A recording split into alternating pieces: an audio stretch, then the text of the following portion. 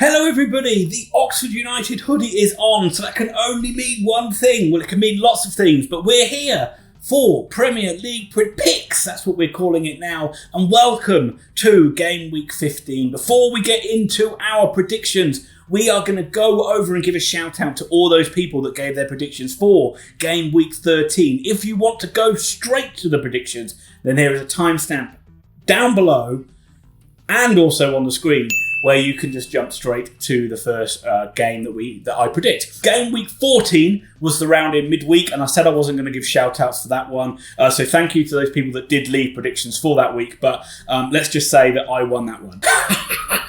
But we're going to quickly run over everybody that gave predictions for Game Week 13. If you want to play along for this week, just give your predictions down in the comments below and I'll give you a shout out on next week's Premier League predictions. What we do is we give 3 points for a correct score and 1 point for a correct result. So the one with the most points overall is crowned the champion at the end of it. And let's just run through everybody. Starting, unfortunately, in last place is Roast Maximus, but he is a Liverpool fan, so don't feel too sorry for him because his side are doing extremely well. But he did only get 4 points. Judy is next up with 5 points, but did get a correct score for Chelsea, Manchester United. Manny Stapper is next. He got a correct score for Arsenal versus Newcastle. You will hear that as quite a common theme through the rest of these predictions.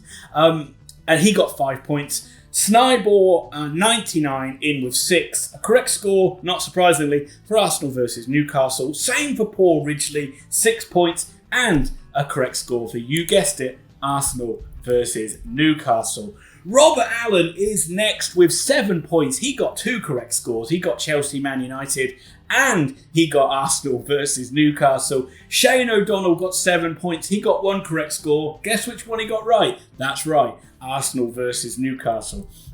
Josh Koska is next. He got 8 points. Guess which score he got right? He only got 1 right. You're wrong. He got Crystal Palace versus Aston Villa correct. A 2-1 victory there. So well done, Josh. 8 points also for Christopher Mullins. Christopher got 2 correct scores. He got Man City versus West Ham. And he got the obligatory Arsenal versus Newcastle score right. And that brings us to our final 2 competitors. And I did have it down as a tie. But the Honesty Award does go to the man in second place. And that is Patrick Silk. I gave him the benefit of the doubt for his Chelsea versus Man United game, but he didn't actually put the score in for Chelsea.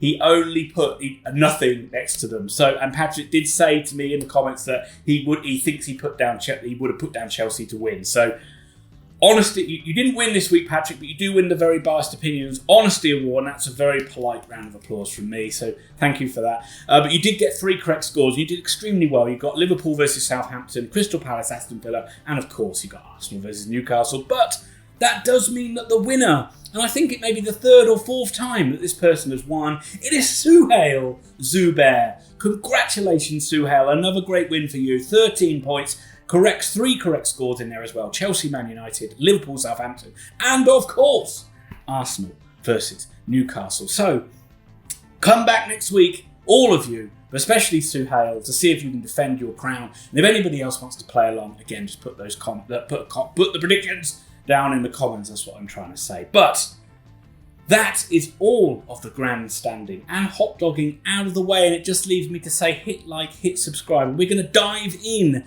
to Game Week 15 predictions, starting with Manchester United versus Crystal Palace. Well, I did say that Cristiano Ronaldo would be the match winner against Arsenal, and as much as it pains me, he was. It was a game Man United had to come back from some controversy in to get the victory, but it was an excellent game over Arsenal. They won by 3-2, and it's been a pretty good run under Michael Carrick, hasn't it? A lucky as hell draw against Chelsea, let's be honest. Let's not say it was good organisation. They were bloody lucky.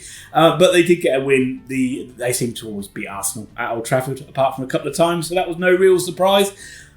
And it is and Rangnick comes in now. We will see what remains to be seen what he does with this squad. It's such a random appointment. Are they going to try and become Klopp's Liverpool side overnight? Well, it isn't going to be overnight. It's going to take time. But I do expect Man United to go through a little patch now of doing quite well. And this Palace side have just come off the boil a little bit.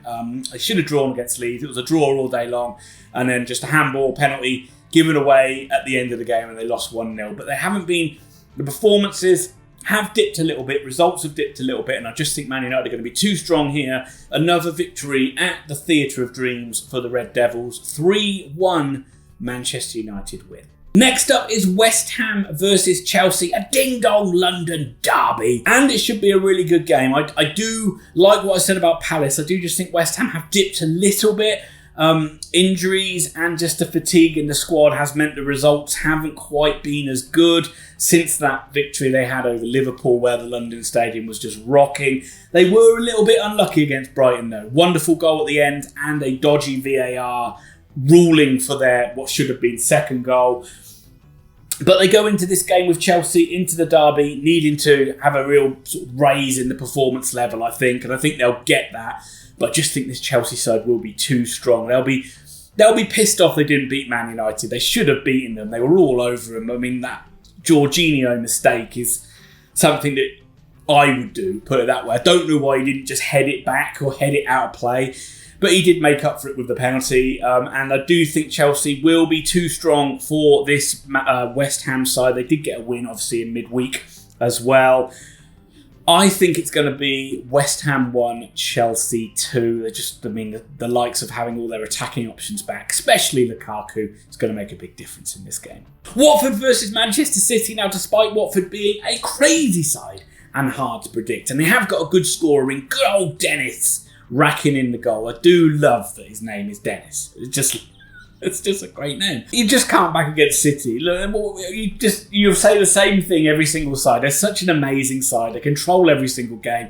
2-1 probably flattered Villa in the game that they had in midweek. But Bernardo Silva scored an absolute beauty. And I just think Man City will be far too good for this Watford side. Despite, you never know. Watford might come out and do something nuts. We've seen it already from Ranieri's side on a couple of occasions. But I am going to go for Watford 0, Manchester City 3. Wolves versus Liverpool is next, and this should be a tighter game than most people would think. You'd look at it and you just think Liverpool are going to smash this Wolves side. They've been in such all-conquering form. They look formidable every time they go forward, and they've got one, if not the best. And why didn't he win Ballon d'Or? One of the best footballers in the world in Mo Salah at the moment. But this Wolves side is stubborn. This Wolves side is very hard to beat. I watched them play a very dour 0-0 draw out with Burnley.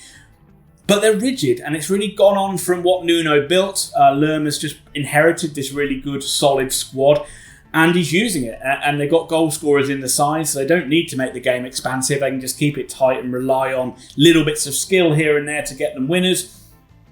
If Liverpool get the first goal early, it could be a blowout. It could be 3 or 4-0. But I think Wolves will keep this game tight. But I do just think Liverpool will win it. It will be closer than you think, though. I think it will be Wolves 0, Liverpool 2. Everton versus Arsenal is next. And it's going to be time for Rafa, isn't it? It's going to be time. I mean, it is a horrible, toxic feeling around Goodison Park at the moment. And I heard a great quote in the week that said, if Rafa Benitez left, half of the Everton fans will be glad he's gone and half of the Everton fans won't care. So you could get rid of him and nobody will care. And I think it's got to be time, isn't it? And it's just not going anywhere. It's fallen apart so quickly. It was such a stupid appointment. And they've got such a threadbare squad as well that just isn't good once the 2 or 3 of the main players are out. They were very poor against Liverpool. And with fans leaving after 20 minutes, that is a telltale sign. And this coming up against Arsenal could be the final nail in the coffin. Look, Arsenal will be kicking themselves for not beating Man United. They got a gift of a first goal, let's be fair. There's no fault in Arsenal on that one. Referee should have blown the whistle. De Gea shouldn't be laying in the goal with his back to play. But they didn't capitalise on it. They had Man United down and they took their foot off the gas. And they could have scrambled a 3-3 draw. They probably deserved something out of the game, but Arteta will be kicking himself, as will the Arsenal players. But Martinelli looks an exciting prospect. There's hope he can stay fit. He looked really good in that Man U game. And then when you got like Smith Rowe, he looks good in every game now. Saka, Odegaard looks good too. I think this Arsenal side will just be too strong for Everton. They look pretty good at the back as well, barring unless they're playing against Ronaldo. I think it will be Everton 0, Arsenal 2. And I also do think it will be Rafa's last game in charge. Tottenham Hotspur versus Norwich is next. Look, Norwich have done well under Dean Smith, but they should have beat Newcastle. You've got to win that game. You got playing against 10 men for basically the whole match, and you only scramble a 1-1 draw. It was a lovely finish by Pookie, but you've got to be winning that one. You literally are losing ground to the teams above you in that one. You got handed a golden chance, you didn't take it. Spurs needed any kind of a win they could get. They didn't look great, but they were playing against the Brentford side who were very poor in the game, and they just about did enough to win. They were comfortable throughout the whole match, especially when they got the early goal. And they needed it to get that horrible Europa Conference League result out of their system. And I think that they'll just churn out another win here while Conte's still getting his feet under the table and just try to improve the team slowly. Tottenham 2, Norwich 0. Aston Villa versus Leicester. This could be one of the games of the weekend. Aston Villa have looked good under Gerrard so far. You can't judge them in that City game, but the other two games have been very good, and these are the games where you do have to judge this Aston Villa side. I think Leicester City look very good going forward. I think they look really poor at the back. I think that Maddison looks like he's back in form, which is good. But Soyuncu looks terrible. His form has fallen off a cliff. Put that in with the fact they are missing some key players as well. It just doesn't look anywhere near as strong of the Leicester side as they did in recent years. I think Villa will be too good for them here, but I am going for a bit of a crazy game. I'm going to go for Aston Villa 3, Leicester City 2. Southampton versus Brighton and Hove Albion. Look, it's going to be a draw, isn't it? You know straight away I'm going to back a draw in this one. Brighton just do draws. If they had a lethal finisher, if they had someone that could put the ball in the back of the net, they could be fourth. And that's not an exaggeration. They've dropped so many points. They are very easy on the eye side to watch. I do enjoy watching Brighton. I generally do. But they can't score. They cannot score. And if you're a fan watching the same game basically every single week of creating loads of chances, missing loads of chances, it is frustrating. And Maupay, misses the absolute sitters and then goes and scores a worldie to rescue a point in the West Ham game. So they are doing well, and Potter is doing well, but I'm going to peek back in draws for them. Saints are doing all right on the house and Hootle, they're kicking along. Good draw against Leicester. Another draw here won't do them any harm. 1-1 draw. Leeds United versus Brentford. Leeds needed any kind of a win they could get, and they got it with a last-minute penalty against Palace. And I think this one will be a similar tight home win for Leeds United. And that's what they need. They just need it. Again, they're still relying on players to come back to fitness, and when they do, I think they'll move quite clear of the drop zone. But Brentford, they were poor against Tottenham, but these will be the games where Thomas Frank will be expecting a reaction. But I do think it's going to be more home games where you're going to see Brentford come out and get the majority of their points. So I'm going to go for a tight Leeds win here, 1-0 to Leeds. And finally is Newcastle United versus Burnley. Oh my God, Newcastle. 14 games now without a win in the Premier League. That is, you are trying to call back something amazing that Derby did under the late, great Jim Smith to try and pull a rabbit out of the hat. But it's tough, isn't it? It's really tough. I mean, Eddie Howe must be thinking, what bad luck. Have I smashed a hall full of mirrors or something on the way to the ground? Having a man sent off after 10 minutes. And Kieran Clark, just let him run through. Just let him run through. It's the worst thing you could do is getting sent off. And then they were in the lead and they couldn't hang on to it. Oh, it's must win, isn't it? It's 15 games in. I hate saying it, but they've got to win this game. But I'm not going to back them to win it. I think Burnley will be too good. I think that they're solid. They're so hard to beat. You know they're going to make it difficult. They're going to challenge that Newcastle defence. They're going to challenge that Newcastle defence physically. And I don't know if Newcastle are going to be up to the test. And I just see Newcastle expect it.